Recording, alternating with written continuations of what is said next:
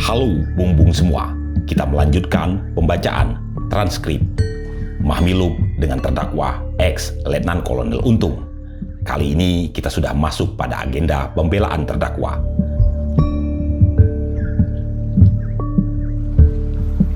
Sebelum kami lanjutkan, kami tegaskan, Testifiles hanya menyajikan dokumen, testimoni, dan hasil penelitian para peneliti dan lembaga. Kami tidak menghadirkan teori atau pendekatan apapun. Bung-bung silahkan juga menelaah versi-versi lainnya.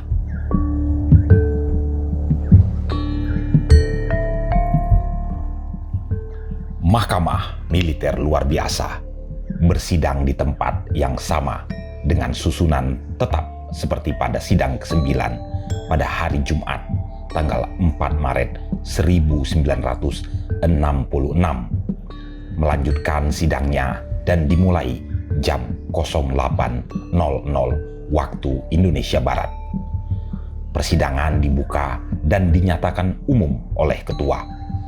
Kemudian terdakwa dibawa masuk dengan penjagaan yang rapih dan terlepas dari segala ikatan, dan hadir pula pembela dan terdakwa.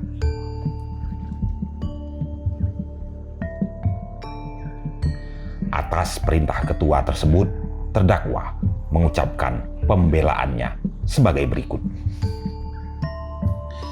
Bapak Hakim Ketua yang terhormat, Bapak Hakim Anggota yang terhormat, saya sebelum dengan resmi menyampaikan pembelaan saya, maka perlu menyampaikan hal-hal yang berhubungan dengan adanya pembelaan yang kami sampaikan.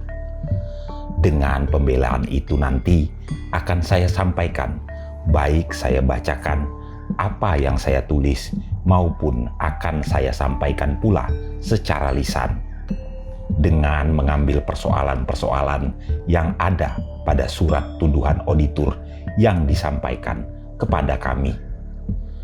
Bapak Hakim Ketua yang terhormat, Bapak Hakim Anggota yang terhormat, Bapak Auditor yang terhormat, dan Bapak Pembela yang terhormat.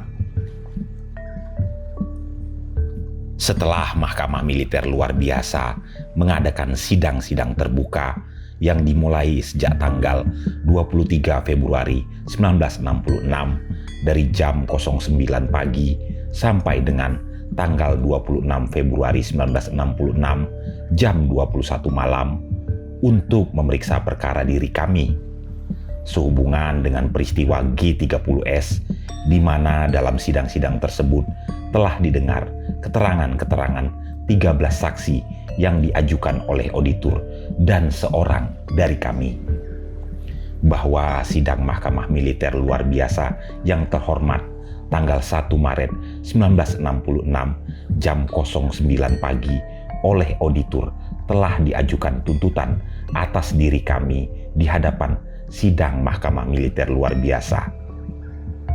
Selanjutnya, sidang Mahkamah Militer Luar Biasa yang terhormat memberikan kesempatan untuk mengajukan pembelaan pada sidang Mahkamah Militer Luar Biasa hari tanggal 4 Maret 1966 jam 08.00 kepada diri kami. Dengan kerendahan hati yang sedalam-dalamnya, pada kesempatan ini kami menyampaikan rasa terima kasih kami yang sebesar-besarnya dan penghargaan yang setinggi-tingginya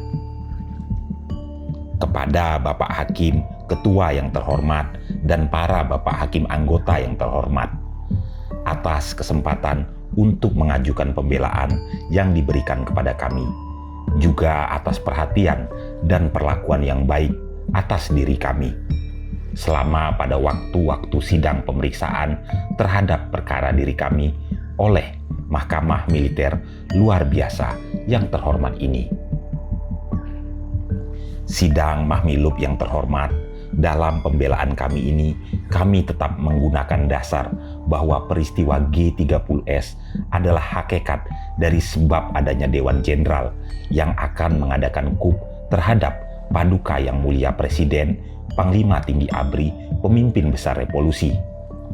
Kami yakin bahwa rencana coup Dewan Jenderal memang ada. Berdasarkan 1. Informasi pertama yang saya terima dalam bulan Agustus 1965 setelah saya cek kepada ex-Jenderal Parjo dalam bulan September 1965 bahwa ex-Jenderal Parjo, anggota Dewan Jenderal yang ambil bagian dalam G30S, menerangkan bahwa rencana KUB Dewan Jenderal memang ada. Akan dilaksanakan bulan Oktober menjelang hari ulang tahun ABRI 5 Oktober 1965. Poin kedua, keterangan saksi Mayor Rudito di bawah sumpah bahwa saksi Mayor Rudito telah mendengarkan secara langsung dari tape hasil rapat Dewan Jenderal tanggal 21 September 1965 di gedung AHM tentang rencana KUB Dewan Jenderal dan susunan Menteri-Menteri Dewan Jenderal. 3. Bahwa informasi yang saya terima dari ex-Jenderal Parjo dan keterangan saksi Mayor Rudito intinya adalah bahwa ialah Dewan Jenderal memang ada, telah dinyatakan dalam rapat Panglima di Senayan. Anggota Dewan Jenderal yang terdiri 40 orang, yang aktif 25, dan tokoh-tokoh penting 7 orang ialah diantaranya Jenderal Nasution, Jenderal Ahmad Yani, Jenderal S. Parman, Jenderal Panjaitan, Jenderal Sutoyo, almarhum Jenderal Suprapto, dan almarhum Jenderal Haryono. Bukti-bukti rencana KUB menurut keterangan kedua orang itu sudah di tangan Presiden, termasuk susunan menteri-menteri. Di antaranya ialah Perdana Menteri Jenderal A.H. Nasution, Wakil Perdana Menteri merangkap Hankam Jenderal Ahmad Yani, Jenderal Haryono sebagai Menteri Dalam Negeri, Jenderal Suprapto sebagai Menteri Kehakiman, Jenderal Sutoyo sebagai Menteri Kejaksaan Agung, Jenderal Suparman sebagai Menteri Perdagangan Dalam dan Luar Negeri, serta Jenderal Sukendro. Sidang Mahkamah Militer luar biasa yang terhormat, mengingat pengalaman-pengalaman peristiwa KUB 17 Oktober 1952, peristiwa Makar Cikini, Idul Adha, Maukar, dan lain-lainnya selalu tidak dapat diketahui sebelumnya. Artinya antara lain yaitu tindakan terhadap pengamanan Paduka Yang Mulia Presiden, Panglima Tinggi ABRI, pemimpin besar revolusi yang sudah dilakukan sebaik-baiknya oleh petugas-petugas yang bertanggung jawab. Maka dengan dasar pertimbangan lebih baik mendahului daripada didahului, kami orang yang sederhana ini memberanikan diri untuk memimpin G30S untuk menggagalkan rencana KUB Dewan Jenderal. Sidang Mahmilub yang terhormat, dengan mendasarkan hal-hal yang kami utarakan tersebut di atas, kami akan mulai dengan pembelaan-pembelaan atas tuduhan-tuduhan yang ditujukan kepada diri kami sebagai berikut. Kami menolak terhadap tuduhan-tuduhan ke-1, ke-2, dan ke-3 yang dituduhkan secara kumulatif yang tercantum dalam surat tuduhan auditur. Kami juga menolak terhadap tuduhan primer. Kami menolak terhadap tuduhan subsidiar, kecuali kata-kata penculikan yang diambil pengertiannya sesuai dengan perintah yang saya berikan kepada ex-Letudul Arif, yaitu ambil jenderal-jenderal, jangan sampai ada yang lolos. Alasan kami ialah bahwa yang dituduhkan tersebut di atas bertentangan dengan tujuan G30S. Mungkin bahwa tuduhan ke-1 yang dituduhkan secara kumulatif yang menyatakan pokoknya merupakan suatu makar dan dengan niat menggulingkan pemerintahan yang sah di negara Republik Indonesia, mendasarkan kepada kenyataan-kenyataan bahwa di dalam G30S telah timbul korban, yaitu 6 orang perwira tinggi dan 1 perwira pertama, dan juga diambil alasan yang lain adanya disiarkan dekret nomor 1 yang memuat akan dibentuknya Dewan Revolusi, kemudian keputusan nomor 1, keputusan nomor 2 yang memuat susunan anggota Dewan Revolusi dan mengenai kenaikan dan penurunan pangkat. Sidang Mahmilub yang terhormat, untuk ini kami akan mengajukan sesuatu kenyataan sebagai suatu alasan untuk menolak daripada tuduhan tersebut ialah suatu delegasi yang terdiri daripada ex-Jenderal Parjo, ex-Letnan Kolonel Udara Heru Atmojo menghadap Paduka Yang Mulia Presiden di Halim. Maka delegasi tersebut kecuali melaporkan telah diadakannya G30S juga telah mohon restu terhadap tanggapannya pelaporan dan permohonan restu ini. Paduka Yang Mulia Presiden, Panglima Tinggi ABRI, pemimpin besar revolusi, memang tidak memberikan suatu pernyataan merestui. Namun beliau diam saja dan hanya memberikan sesuatu perintah, cegah pertumpahan darah. Dan kalau di dalam pemeriksaan-pemeriksaan yang terdahulu kami nyatakan bahwa pada waktu itu Paduka Yang Mulia Presiden, Panglima Tinggi ABRI, pemimpin besar revolusi mengambil oper pimpinan, sebetulnya ini tidak. Dengan mendasarkan kepada hasil delegasi yang telah menghadap Paduka Yang Mulia Presiden dan disampaikan kepada saya oleh ex-Jenderal Parjo, maka alasan ini yang saya kemukakan ini cukup bisa memperkuat alasan yang kami ajukan untuk menolak terhadap tuduhan-tuduhan yang disampaikan kepada kami, terutama tuduhan ke-1 yang dituduhkan secara kumulatif. Dan kenyataannya sampai sekarang Paduka Yang Mulia Presiden, Panglima Tinggi ABRI, pemimpin besar revolusi tidak pernah menyatakan bahwa G30S itu berniat menggulingkan pemerintahan. Dan juga belum pernah menyatakan atau tidak pernah menyatakan bahwa G30S itu adalah kontra revolusi. Kemudian mengenai tuduhan kedua yang dituduhkan kepada kami secara kumulatif, di mana di dalam tuduhan tersebut telah dibuktikan fakta-fakta dan kenyataannya adanya kami telah menyusun pasukan-pasukan termasuk penyusunan struktur organisasinya dan pembagian tugas. Di dalam tuduhan itu, tindakan semacam itu dikatakan akan melakukan pemberontakan dengan mengangkat senjata terhadap pemerintahan yang sah yang sudah ada di negara ini kita. Memang fakta-fakta dan kenyataan itu saya akui dan saya telah menyusun kekuatan dan saya telah mengatur organisasinya dan saya memberikan tugas kepada unsur-unsur pelaksana daripada G30S.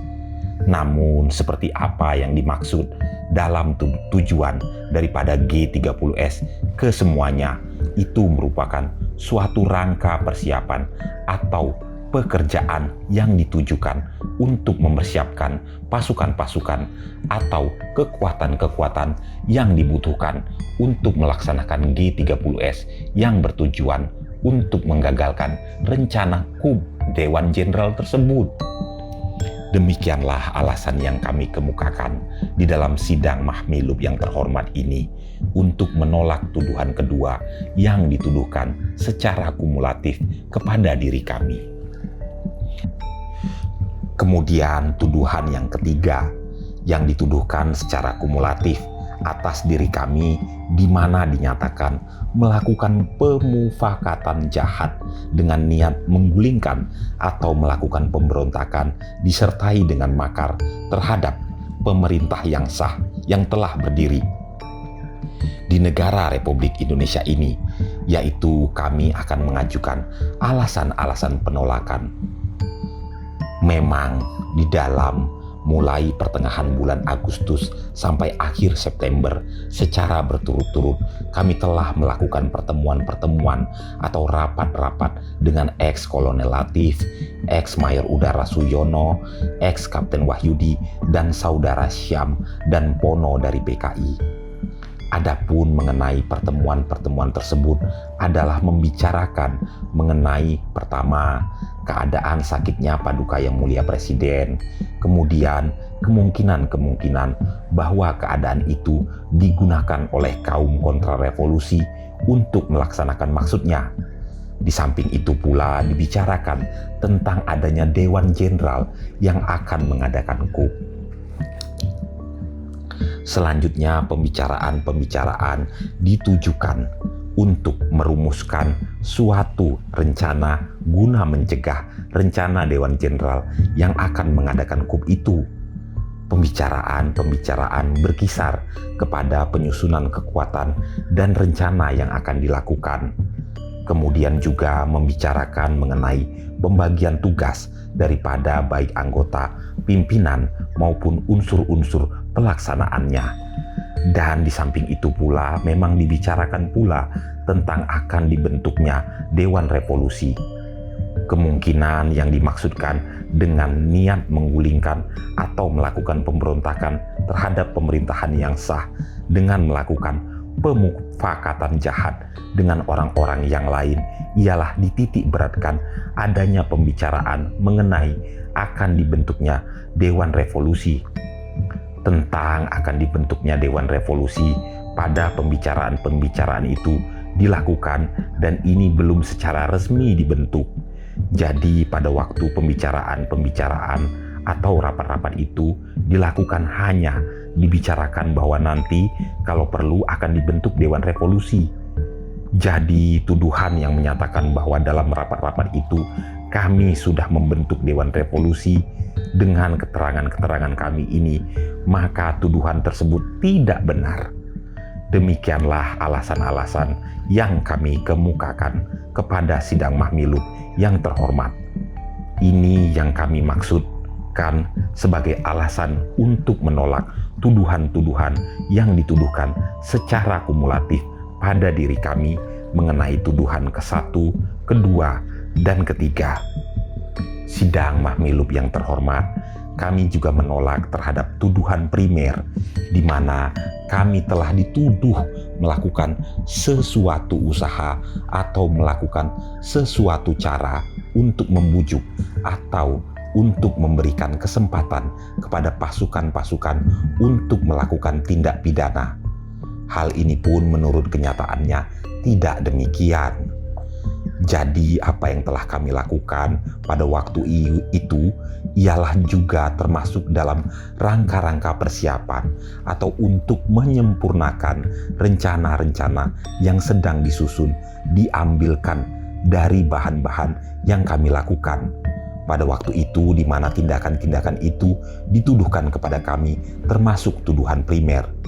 Misalnya kami memerintahkan kepada ex-Let Tudul Arif untuk melakukan penyelidikan terhadap kediaman dan kebiasaan daripada para jenderal yang akan diambil. Ini tidak lain supaya dengan penyelidikan-penyelidikan itu diperoleh suatu gambaran atau suatu bahan yang nantinya akan digunakan untuk melaksanakan tugas-tugas dari pasukan Pasopati. Supaya tugas-tugas itu bisa dilaksanakan dengan sebaik-baiknya.